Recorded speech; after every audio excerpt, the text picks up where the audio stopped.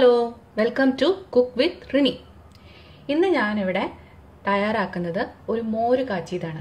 വളരെ സിമ്പിളായിട്ട് വളരെ എളുപ്പത്തിൽ തയ്യാറാക്കാൻ പറ്റുന്ന ഒരു മോര് കാച്ചിയത്. ഇതിനകത്ത് തേങ്ങയൊന്നും അരയ്ക്കുന്നില്ല. അതിനു വേണ്ടിയിട്ട് ഞാനിവിടെ എടുത്തു വച്ചിരിക്കുന്നത് 1 കപ്പ് തൈര് എടുത്തു വെച്ചിട്ടുണ്ട്.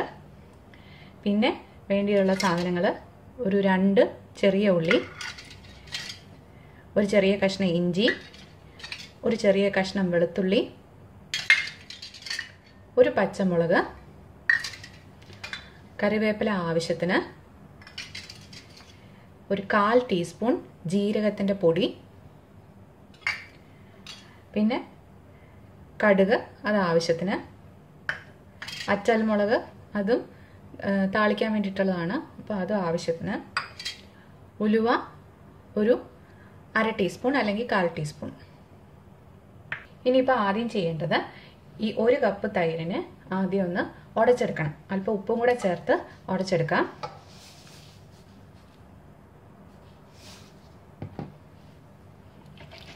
മിക്സിയിൽ ജാറിലിട്ട് ഉടച്ചെടുത്താലും മതി. ഞാനിപ്പോൾ ഇവിടെ ഈ വിസ്ക് ഉപയോഗിച്ചാണ് ഉടയ്ക്കുന്നത്.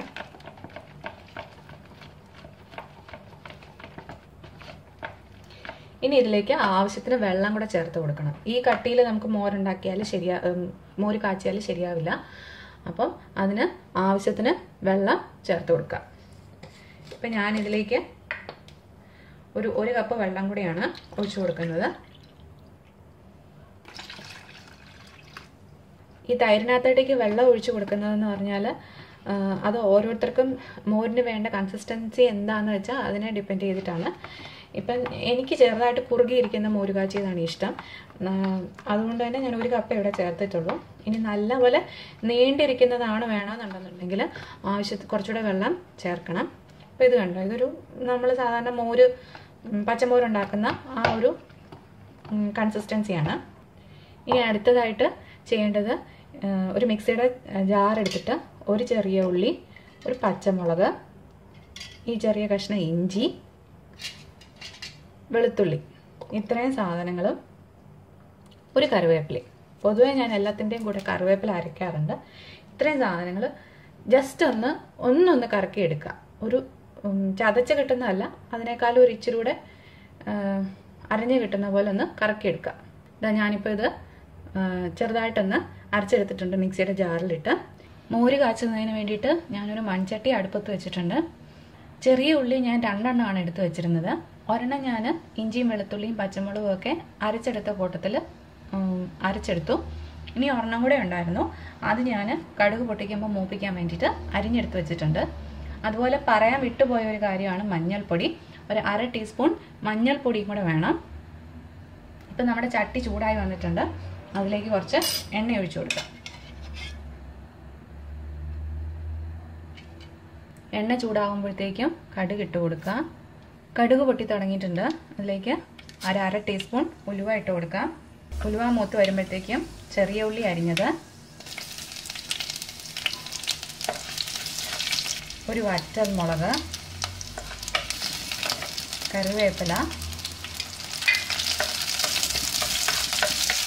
ഇത് ചേർത്ത് കൊടുക്കാം. എന്നിട്ട് നല്ലപോലെ ഒന്ന് വഴറ്റുക. ഇതിലേക്ക് നമുക്ക് അരച്ചു വെച്ചിരിക്കുന്ന ഇഞ്ചിയും വെളുത്തുള്ളിയും പച്ചമുളകും ചെറിയ ഉള്ളിയുടെയും കൂടെ അരപ്പെടുത്ത് ചേർത്ത് കൊടുക്കുക.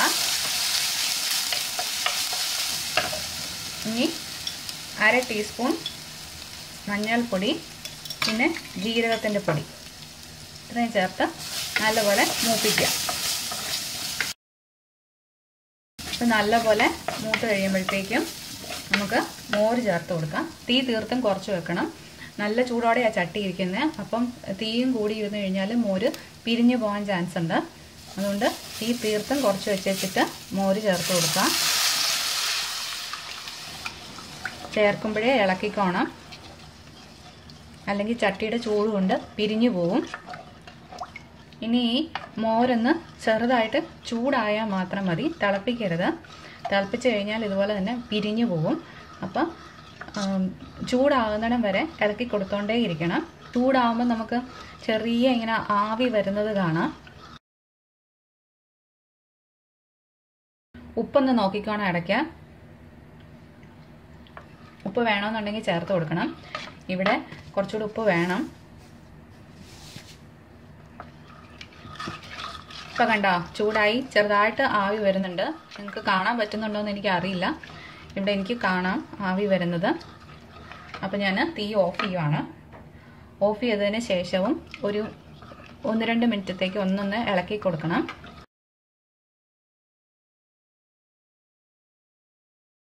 ഇതാ നമ്മുടെ സിമ്പിൾ മോര് കാച്ചിയത് റെഡി ആയിട്ടുണ്ട്. എല്ലാവരും ട്രൈ ചെയ്ത് നോക്കണം. കഞ്ഞിയുടെയൊക്കെ കൂടെ ഈ മോര് കാച്ചിയതുണ്ടെങ്കിൽ നമുക്ക് വേറെ ഒരു കറിയും വേണ്ട. എല്ലാവരും ട്രൈ ചെയ്ത് നോക്കുക. ഇഷ്ടമായെങ്കിൽ ലൈക്ക് ചെയ്യാനും സബ്സ്ക്രൈബ് ചെയ്യാനും മറക്കരുത്.